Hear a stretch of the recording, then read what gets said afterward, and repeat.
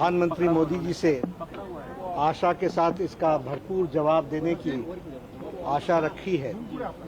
साथ ही साथ देश मजबूती से आगे इस संकट से बढ़े और माकूल जवाब उन लोगों को जो इसके पीछे दोषी हैं उनको दिया जाए।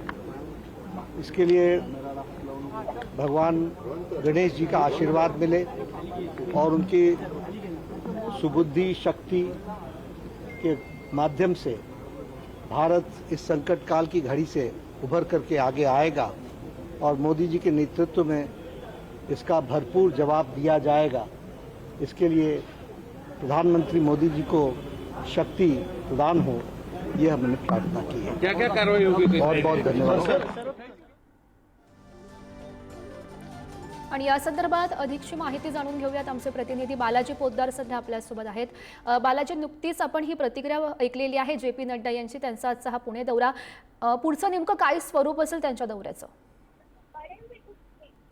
जे पी नड्डा जे आहेत ते आज दिवसभर पुणे दौऱ्यामध्ये विविध कार्यक्रमाला उपस्थिती लावणार आहेत। आता 10:30 वाजता यशदामध्ये त्यांच्या हस्ते जे आहे ते रोजगार मेळावा आहे, त्या रोजगार मेळाव्याचं उद्घाटन आणि एक सत्र असणार आहे।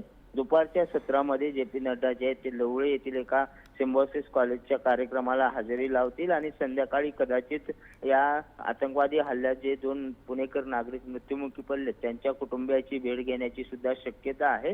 जे पी नड्डा यांनी सांगितलंय की या सगळ्या हल्ल्याला जोरदार उत्तर देण्यासाठी श्री गणेशांची पूजा केली आणि भगवानकडे आशीर्वाद मागितलेले आहेत आणि त्या दौऱ्याची सुरुवातच आज त्यांनी सकाळी श्रीमंत दगडूशेठ गणपतीचं दर्शन करून केलेले आपल्याला पाहायला मिळते।